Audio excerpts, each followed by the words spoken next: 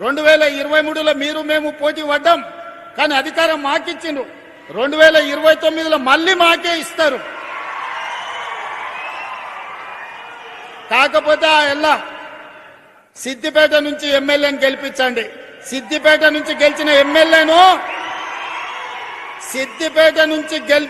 ఎమ్మెల్యేను మా పెద్దలు దామోదర్ రాజనరసింహ గారు, మా వివేక్ వెంకటస్వామి గారు మంత్రిని చేయించే బాధ్యత వాళ్ళిద్దరు తీసుకుంటారు. 2029 ఎన్నికలలో సిద్దిపేటలో గెలిచే ఎమ్మెల్యేను వాళ్ళిద్దరు మంత్రిని చేసే బాధ్యత తీసుకుంటారు. ఈ వేదిక మీద నుంచి నేను మీకు మాట ఇస్తున్నా. ఈ ప్రాంతంలో 1984 నుంచి 2029 వరకు ఒకే కుటుంబం ప్రజలలో ఉన్నారు. ఇతరులకు ఒక అవకాశం ఇవ్వండి అని నేను అడుగుతున్నా. చూడండి, మార్పు చేసి చూడండి, మంచి జరుగుద్దో లేదో చూడండి. అందుకే ఈ ప్రాంత ప్రజలు చైతన్యవంతులు. ఈ ప్రాంత ప్రజలు విచక్షణతో ఆలోచన చేయండి. ఈ ప్రాంతాన్ని అభివృద్ధి చేసే బాధ్యత మా ప్రభుత్వం తీసుకుంటుంది. మల్లన్న సాగర్ సమస్య ఉండొచ్చు, ఇతర సాగునీటి ప్రాజెక్టులప్పుడు ఏటిగడ్డ కిష్టాపూర్లో 48 గంటలు నేను దీక్ష కూర్చున్న మల్లన్న సాగర్ అప్పుడు. ఆనాడు దామోదర్ రాజనరసింహ గారు, రఘునందన్ రావు గారు అందరి ప్రాంత రైతుల కోసం వచ్చి నిలబడ్డారు. ఇళ్ల కరెంటు తీసి ఊర్లకు నీళ్లు వదిలి రాత్రిపూట కొడితే ఆన్నే చిత్తిబేర్చుకొని చనిపోయిన రైతులు ఈ ప్రాంతంలో ఉన్నారు. మేము ఎన్నడట్లా చేయలేదే.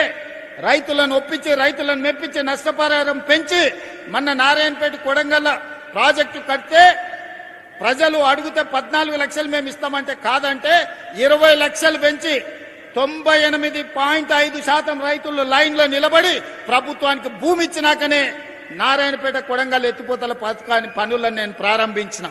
నా ప్రాంతంలో ప్రాజెక్టు కడితే రైతుకు కష్టం రావద్దు, రైతుకు నష్టం జరగొద్దు అని 98.5% రైతులను ఒప్పించి ఈ రోజు మక్తల్ నారాయణపేట కొడంగల్ ఎత్తిపోతల పథకాన్ని ఈ రోజు పనులు ప్రారంభించిన.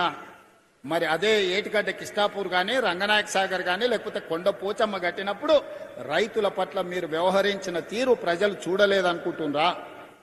ఈరోజు మూసీలో పేదల మీద మీ ముసలి కన్నీరును ప్రజలు అర్థం చేసుకుంటలేరని మీరు అనుకుంటున్నారా? రాజకీయాల కోసం మాట్లాడాలి, ప్రజల మేలు కోసం మాట్లాడాలి, కానీ ఏమీ జరగొద్దు, అడ్డుకోవాలి, వీళ్ళు ఏమి చెయ్యొద్దు, వీళ్ళనేమి చెయ్యనియొద్దు అంటే ఇది ప్రజల పట్ల పగతో వ్యవహరించినట్టే. ప్రతిపక్షం బాధ్యత అది కాదు.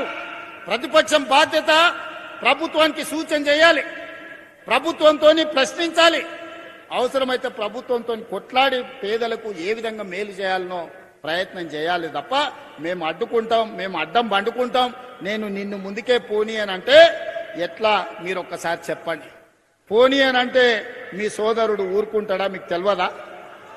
అడ్డం బండుకుంటే ఆగుతామా? ఈడు ఉన్నోళ్ళని అడుగుతున్నా. ఒకవేళ అడ్డం పడుకుంటే ఆగుతామా?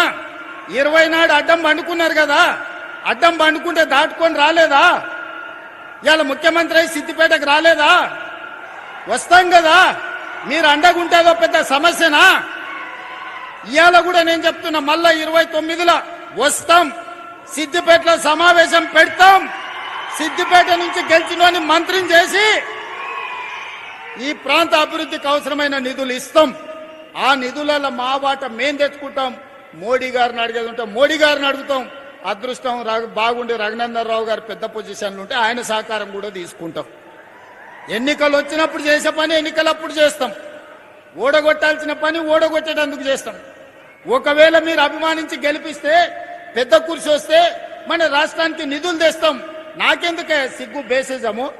నేను రైతు పిల్లగాని ఊరు నుంచి వచ్చిన, కష్టపడి వచ్చిన, వ్యవసాయం అంటే తెలుసు.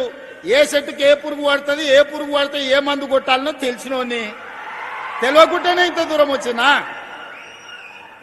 ఏ చెట్టుకి ఏ పురుగు పట్టినా పురుగును వదిలిచ్చే తెలివితేటలు మీరిచ్చిండ్రు, దేవుడు ఆశీర్వదించిండ్రు. ఏ దానికి కూడా ఎవరు వెనక ముందు ఆలోచన చెయ్యకండి. ఈ ప్రాంతాన్ని అభివృద్ధి చేసుకుందాం. మా అధికారులకు సూచన చేస్తున్నా, సిద్దిపేటను ఏ మాత్రం వివక్ష వహించకండి, చూడకండి. సిద్దిపేట ప్రాంతానికి అభివృద్ధి నిధులు ఇవ్వండి. మిగతా నియోజకవర్గాలను ఏ విధంగా చూసుకుంటున్నామో సిద్దిపేట పట్ల ఎలాంటి వివక్ష చూపించాల్సిన అవసరం లేదు. ఇది తెలంగాణలో ఉన్న శాసనసభ నియోజకవర్గం 119 శాసనసభ నియోజకవర్గాలను సమాన దృష్టితో చూస్తాం. మాలాకటి వెనకబడ్డోళ్ళము, ఆకలైనోళ్ళము, ఒంటిపూట తిన్నోళ్ళము ఓ బుక్క ఎక్కువ తింటే మీరు కూడా అయ్యే ఇన్ని రోజులు ఉపాసం పడినంటే ఇప్పుడు ఓ బుక్క తింటుండని మీరు కూడా జర్ర చూసి చూడనట్టు ఉండరు. ఎందుకంటే మేము జొన్న రొట్టెలు కందిపప్పు తిని బతికినోళ్ళం. ఇప్పుడే జర తెల్లపువ్వు తిని చికెన్ మటన్ తినే కాడికి వచ్చిన జర ఆకలి ఉంటుంది. కొడంగల్కు నిధులు ఇస్తున్నా అంటే మరి నేను ముఖ్యమంత్రి అయినా అడగరా? ఊరికి పోతే అడగరా?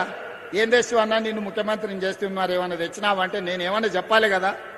పిల్లగాడు దుబాయ్ పోతాడు పనిచేయనికి, అమ్మనాయనం చూడడానికి వస్తే ఏమన్నా బట్టలు అన్నదమ్ములకు బట్టలు అద్దాలు తెచ్చిండు అని చూస్తారా చూడరా మీరు అందరూ? గట్లనే మరి పిల్లగాడు ఉపయోగపడి బయటకు పోయి ఎదిగిండు అని అంటే ఆడి నుంచి ఏదన్నా ఆశిస్తారు, ఏమన్నా చేసినా కానీ మీకు అన్యాయం చెయ్యను. మనందరం కలిసి బాగా పనిచేసుకుందాం. మీరందరూ అండగా నిలబడండి. ఈ రోజు రైతు భరోసాలో భాగంగా దాదాపుగా 3,600 కోట్ల రూపాయలు మీ ఖాతాలో వేసినాం. మిగతా పైసలు కూడా 45 రోజుల్లో మీ ఖాతాలో పడతాయి. పోయినసారి మన దగ్గర నగదు ఉండే 9 రోజుల్లోనే 9,000 కోట్ల రూపాయలు రైతు భరోసా నిధులను మీ ఆయల్లో మీ ఖాతాలో వేసినాం. మీ అకౌంట్లో ఒక్కసారి చూసుకోండి. మొదలు పెట్టి చివరికి 9 రోజుల్లో 9,000 కోట్ల రూపాయలు ఆయల్లో వేసినాం. ఆయల్లో ఉన్నాయి కాబట్టి మీకే వడ్డిచ్చినాం. ఇవాళ కొంచెం వెనుక ముందుంది కాబట్టి 45 రోజుల్లో 9,000 కోట్ల రూపాయలు రైతుల ఖాతాలో వేసి రైతును రాజును చేసే బాధ్యత నాది, మా ప్రభుత్వాన్ని. మీరు ఆశీర్వదించండి, అండగా నిలబడండి. అభివృద్ధి పదం వైపు తెలంగాణ రాష్ట్రాన్ని నడిపించుకుందామని తెలియజేస్తూ మీ అందరి దగ్గర సెలవు తీసుకుంటున్నా. ధన్యవాదాలు మిత్రులారా. రేవంత్ రెడ్డి గారి నాయకత్వం, రేవంత్ రెడ్డి గారి నాయకత్వం, రేవంత్ రెడ్డి గారి